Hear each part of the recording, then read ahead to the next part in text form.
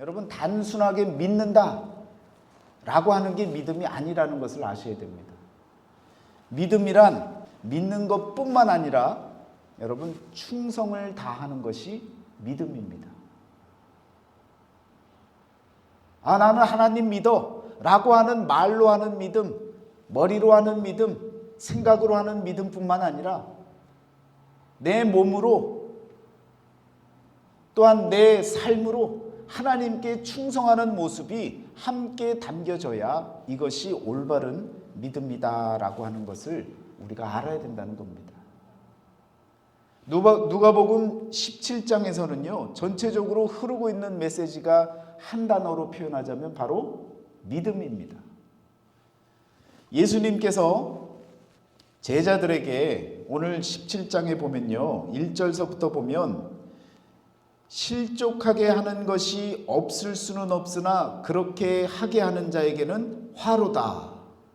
그가 이 작은 자 중에 하나를 실족하게 할진대 차라리 연자맷돌이 그 목에 매여 바다에 던져지는 것이 나으리라.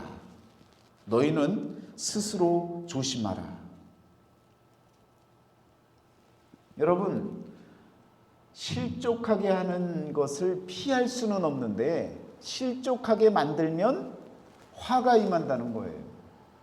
연자맷돌을 목에 메고 바다에 빠지는 것이 차라리 낫다는 거예요.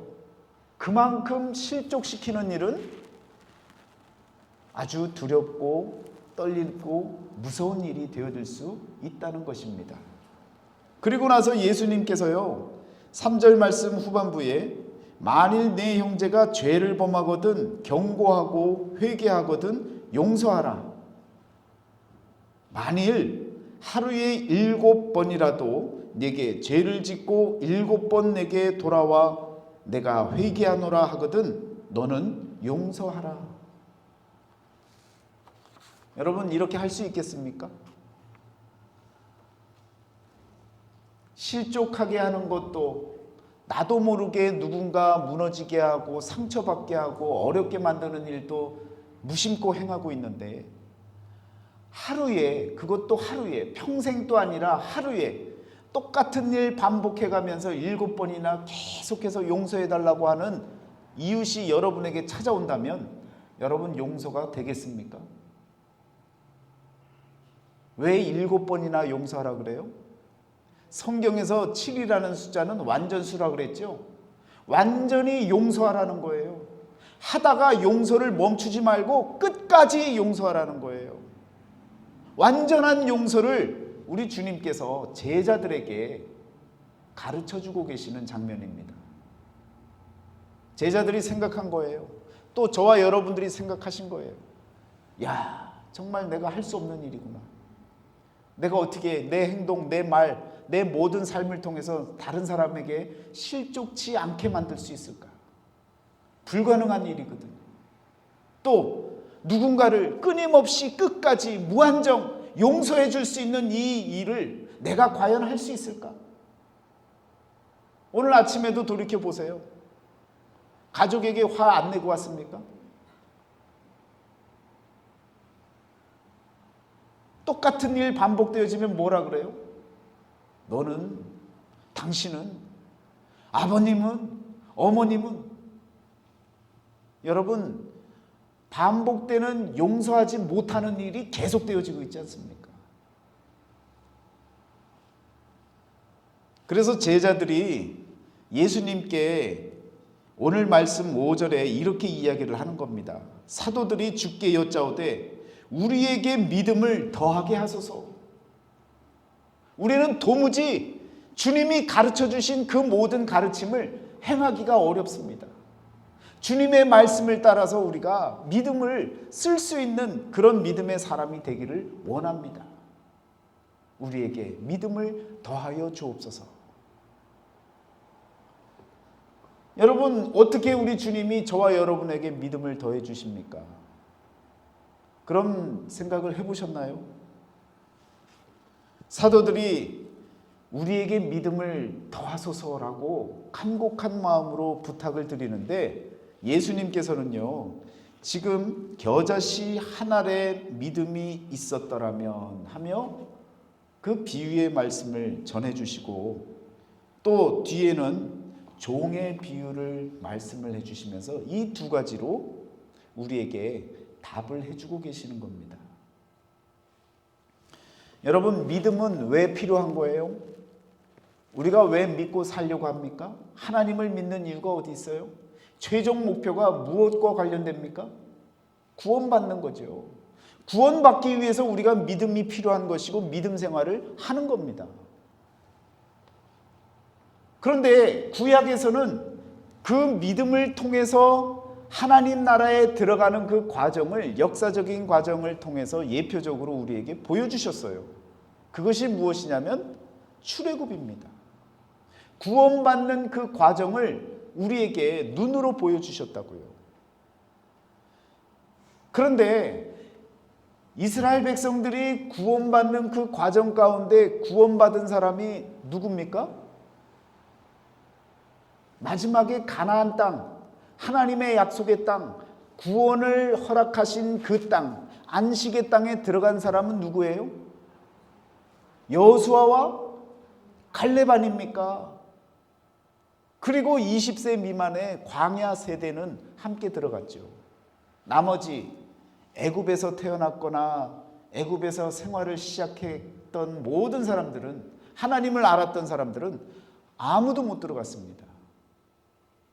그런데 여호수아와 갈렙만이 세상으로부터 출발해서 애굽으로부터 출애굽해서 광야 생활을 거쳐서 그 40년의 기간을 거쳐서 들어간 사람 두 사람은 오직 여호수아와 갈렙밖에 없다는 거예요. 그들이 가졌던 것이 무엇이었습니까? 믿음입니다. 그들이 가졌던 것이 바로 믿음이라고요. 이 두 가지, 두 사람이 보여준 그 믿음이 오늘 우리들이 주여 우리에게 믿음을 더하소서라고 할 때 그 믿음이라는 겁니다. 그러면 예수님께서 그 여호수아와 갈렙의 모습을 보면서 어떤 비유의 말씀을 주셨느냐? 첫 번째 비유의 말씀이 바로 겨자씨 한 알과 같은 그 믿음. 여러분, 씨의 비유는요, 성경에서 다 무엇으로 표현되어집니까? 하나님의 말씀입니다.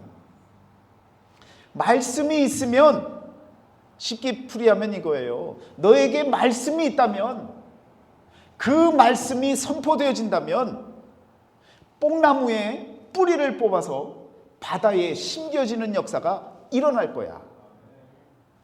여러분, 왜 뽕나무라고 한 줄 아세요? 뽕나무는요, 뿌리가 깊은 나무입니다. 빼낼래야 빼낼 수 없는 나무라는 거예요.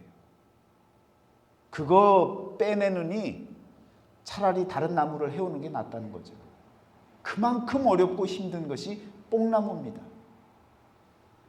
그 뽕나무의 뿌리를 뽑아서 바다에 심기우라고 선포하면 그 뽕나무가 순종하는 역사가 일어난다는 거예요.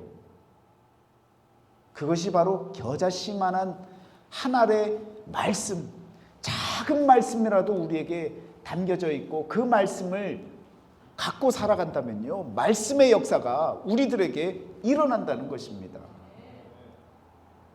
여호수아는요, 여러분, 그 이름의 뜻이 무엇입니까?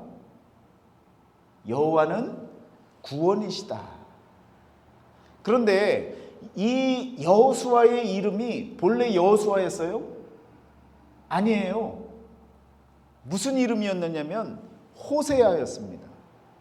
모세의 종 눈의 아들 호세아로 나오는데요, 이 호세아라고 하는 이름이 구원입니다.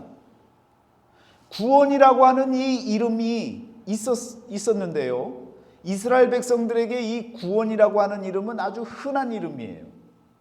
그러니까 호세아라고 하는 이름처럼 살게 되어졌는데, 모세가요, 하나님께서 구원시켜 주시는 것이다 라고 하는 것을 깨닫게 하려고 그의 이름을 바꾸시는 겁니다. 그래서 호세아가, 구원이라고 하는 단어가요, 여호와는 구원이시다라고 하는 그 구원의 주체자가 누구인지를 깨닫게 만드는 이름으로 계명을 해준 거예요. 모세를 통해서 호세아가 여호수아로 바뀐 겁니다. 여러분, 여호수아는 눈의 아들, 모세의 종의 아들이었습니다. 하나님의 말씀을 따라 사는 자의 종의 아들이었습니다. 그는요, 그에게 있는 것은 말씀밖에 없었어요. 여러분, 뽕나무의 뿌리를 뽑아낼 만큼 능력의 말씀을 이 여호수아는 마음에 품고 살았습니다. 그리고 스스로가 그 이름과 같이 여호와는 구원이시다라고 하는 이 이름과 같이 말씀을 믿음으로 믿은 거예요. 여러분, 믿음을 우리에게 더하소서라고 할 때 가장 중요한 것은 말씀입니다. 말씀에 기초한 믿음이 되어져야 돼요. 여러분, 우리가 생각해서 내가 믿으면 믿는 거다? 아니에요. 말씀이 기초가 되어져서 그 말씀을 믿는 것이지, 말씀은 전혀 없이 그냥 나는 믿어 라고 하는 것은요, 자기 의지이고 자기 표현이고 자기 확신이지, 그것을 우리가 믿음이라고 얘기하지 않습니다. 하나님의 말씀이 저와 여러분의 마음속에 있느냐, 겨자씨만한 그 작은 말씀, 그 아주 작은 말씀이지만 그 말씀이 우리 마음속에 있느냐, 그 말씀만이라도 있다면 뽕나무의 뿌리를 뽑아서라도 바다에 심겨지는 역사가 일어나는 줄 믿습니다. 여러분, 그 말씀의 뿌리를 여러분이 가지셔야 되는 거예요. 뽕나무의 뿌리가 얼마나 땅에 잘 퍼져 있고 널리 퍼져 있으면 뽑아내기가 힘듭니까? 뽕나무의 뿌리는요, 세상에 뻗쳐져 있는 여러분과 저의 세상적인 모든 뿌리를 일컫는 표현입니다. 얼마나 많은 깊은 뿌리, 세상에 관여하고 있는 그 뿌리, 세상 영화를 누리려고 하는 그 마음, 세상에서 부귀를 누리려고 했던 그 마음, 세상 사람들에게 인정을 받기를 원하는 그 마음들, 그 모든 것들이 말씀 하나만 있었어도, 겨자씨만한 말씀만 있어도 뿌리를 뽑아낼 수 있는 거예요. 여러분과 저에게 정말 뽕나무의 뿌리와 같은 깊이 세상에 뿌리 내렸던 모든 것들이 뿌리채 뽑혀지는 역사가 말씀을 통해 일어나야 될 줄 믿습니다. 갈렙은요, 이 사람의 이름도 마찬가지로 저와 여러분들에게 큰 의미를 줍니다. 여러분, 이 갈렙은 충성을 의미합니다. 전적으로 따르는 자의 의미를 갖고 있습니다. 더 쉽게 얘기하면요, 이 갈렙의 의미는요, 개입니다. 개. 옆으로 가는 개가 아니라 멍멍 짖는 개. 그 개는 어떤 개예요? 충성을 다하는, 주인에게 충성을 다하는 그런 동물이 바로 개 아닙니까? 개와 같은 그런 존재가 바로 갈렙이라는 거예요. 충성을 다하는, 충성이 있어야만이 어디를 들어가요? 가나안 땅에 들어간다고요. 여호수아와 같이 말씀이 있어야 되기도 하지만 그 말씀과 함께 충성이 있어야 되는 겁니다. 이 두 가지가 함께 더해져 있는 것이 바로 구원으로 들어갈 수 있는 믿음입니다. 그래서 믿음으로 의롭다 일컬음을 받는 것뿐만 아니라 더불어서 행하는 믿음이 필요하다는 그 야고보서의 표현이 바로 이 두 가지를 적절하게 표현해주고 있는 말씀이다라는 것입니다. 여러분과 저에게, 우리에게 믿음을 더하소서라고 하는 이 표현은요, 하나님 우리에게 말씀을 더하여 주옵소서, 우리에게 충성을 더할 수 있는 마음을 더하여 주옵소서.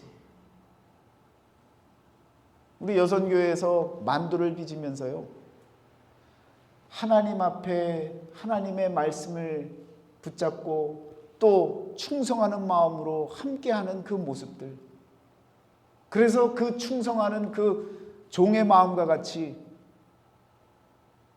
그 얼굴에 기쁨이 가득가득했던 그 모습들, 이런 것들이 바로 믿음입니다. 이 믿음이 우리에게 더하면 더할수록 구원의 길로 더 나아가는 그 문이 열려지게 되어지는 것입니다.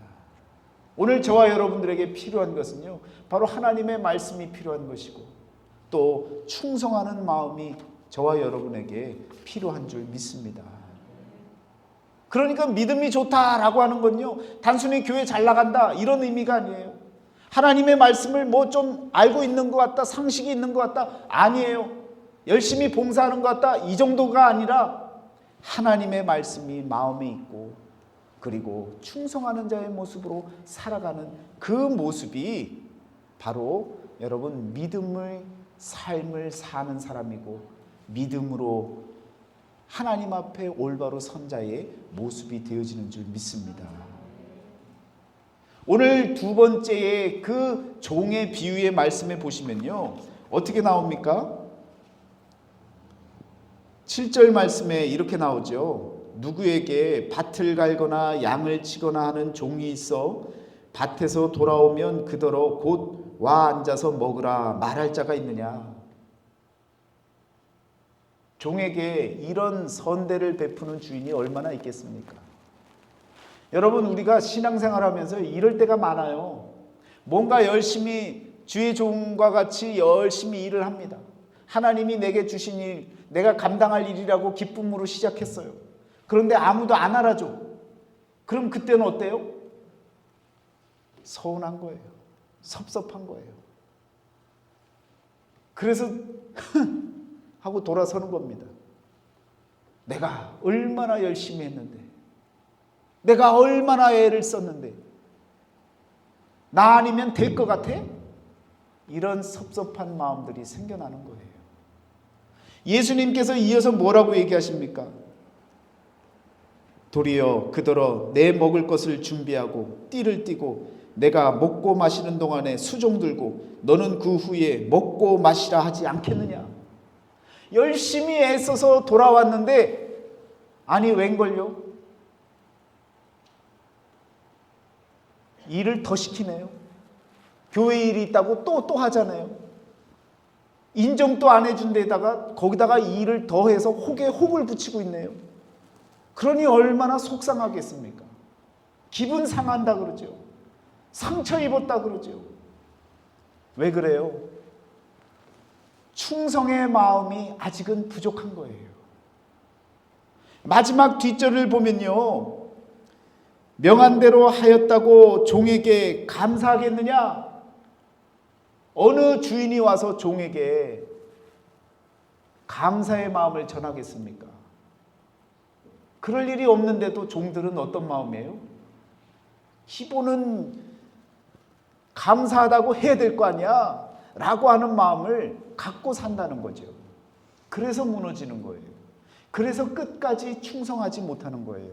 그래서 끝까지 교회 일을 통해서 하나님께 순종하고 복종하고 충성된 자라 일컬음을 받기가 어려워지는 이유가 바로 여기에 있는 겁니다. 조금만 더 참고 조금만 더 말씀을 마음에 품고 살면 이런 문제가 없을 텐데, 자꾸 뽕나무의 뿌리와 같이 세상에 박혀져 있는 상식과 또한 세상적인 모든 가치관 때문에 자꾸 그 자기 기준에서 선을 긋다 보니까 문제가 생기는 거예요. 예수님께서 뭐라고 얘기하십니까? 이와 같이 너희도 명령받은 것을 다 행한 후에 이르기를 우리는 무익한 종이라 우리가 하여야 할 일을 한 것뿐이라 할지니라. 여기까지 와야 된다는 거예요. 어제 우리 여선교회 열심히 만두 빚고 그냥 몸은 다 축나고 어깨가 축축 처져 있고 막 그냥 얼굴은 여러분 그냥 힘든 그 모습이 그대로 보입니다. 아이고 애쓰셨습니다. 제가 그렇게 말을 던지면 아유 저희가 할 일을 한 것뿐인데요. 아유 저보다 다른 분들이 많이 애쓰셨는데요. 여러분, 지금 예수님께서 하셨던 이 말씀, 우리는 무익한 종이라 우리가 하여야 할 일을 한 것뿐이라, 이것 이상의 모습을 보여주신 그 모습이 얼마나 귀하고 충성된 하나님의 종의 모습입니까? 여러분, 끝까지 이 모습, 그 마음, 하나님의 말씀을 마음에 품고 내가 할 일을 한 것뿐입니다 라고 고백하는 그 겸손한 마음의 신앙을 지켜나가는 것이 중요한 겁니다. 앞으로도요, 더욱더 그런 마음으로 함께 그렇게 표현하니까 얼마나 서로가 다 기쁘고 행복합니까? 지치고 힘들었는데도 모두가 다 행복한 마음이었어요. 여러분, 우리의 믿음 생활은 그러해야 됩니다. 예수님께서 겨자씨만한 믿음을 비유로 말씀하시면서, 여러분, 믿음은요, 믿음의 역사는 선포의 역사인 것을 알려줍니다. 만약 겨자씨만한 믿음이 있었더라면 뭐라고 선포한다는 거예요? 뽕나무에 뿌리 심겨졌던 그 뿌리를 바다에다 심겨라 할 테고, 또 더불어서 그 뽕나무가 그 말씀에, 선포된 말씀에 순종하겠다는 거죠. 믿음의 역사는요, 선포하는 역사입니다. 하나님을 믿는다고 하면서 마음에 품고만 사는 사람들이 있어요. 밖에 나가서 전도 한 번도 못하는 분도 있어요. 나가서 전하셔야 되는 거예요. 이웃에게 하나님의 말씀을 증거하셔야 되는 거예요. 선포하시는 거예요. 하나님은 살아계십니다라고 선포하시는 거예요. 그래야 믿음의 역사가 일어나는 겁니다. 성경 가운데요, 이 믿음을 제대로 썼던 사람이 있습니다. 바로 다윗입니다. 다윗은요, 수없이 많은 시간을 도망자로 살았습니다. 자기가 충성하고 믿었던 왕에게 쫓김을 당하고 죽음의 고비를 몇 번이나 넘겼는지 모릅니다. 성경에서만 봐도 16번 이상을 옮겨다니면서 도망자로 삽니다. 그런데 그렇게 낭망스럽고 낙담되어지고 실망스러운 세상 앞에 다윗은요, 육두문자를 쓰면서 화풀이를 하지 않았어요. 오히려 거꾸로 믿음의 선포를 내립니다. 누구에게? 자기 자신에게. 시편 42편 5절에 이렇게 말씀합니다. 내 영혼아, 내가 어찌하여 낙심하며 어찌하여 내 속에서 불안해하는가? 너는 하나님을 바라라. 누구에게 하는 말이에요? 자기 자신에게 하는 말이에요. 자기 자신에게 믿음의 선포를, 믿음을 쓸 수 있는 기회를 자기 자신에게 던지고 있는 겁니다.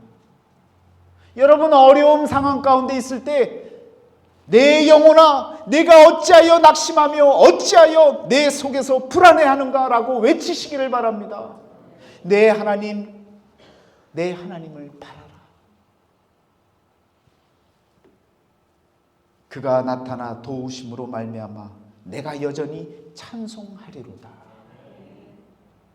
이것이 바로 믿음의 선포입니다. 나 스스로에게 던지는 믿음의 선포입니다. 그렇게 던졌더니 하나님께서 찬송할 만한 일들을 만들어 주시는 거예요. 사람의 마음을 바꾸고 환경을 조성하시고 모든 세상의 이치를 바꿔나가시면서 다윗을 도우시는 역사가 성경 가운데 일어나는 겁니다.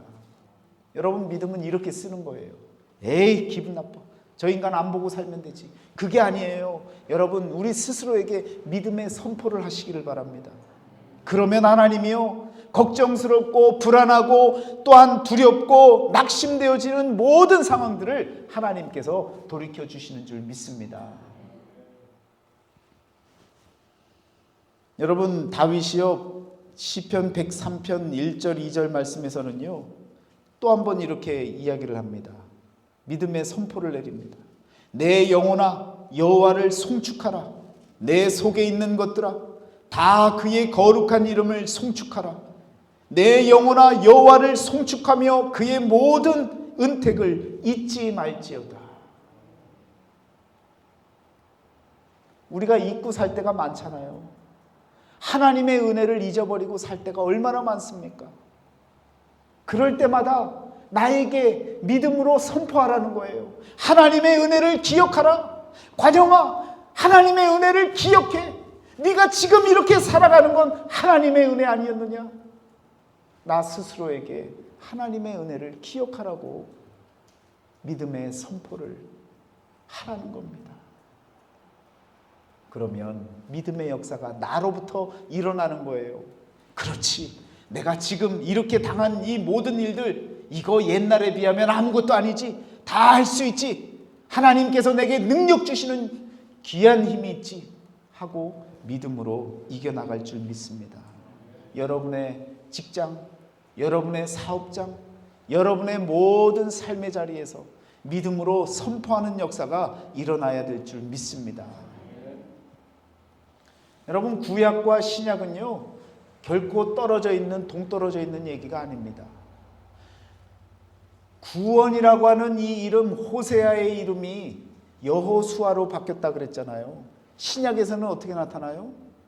구원이라고 하는 이름, 예수라고 하는 이름으로 우리 주님이 오신 거예요.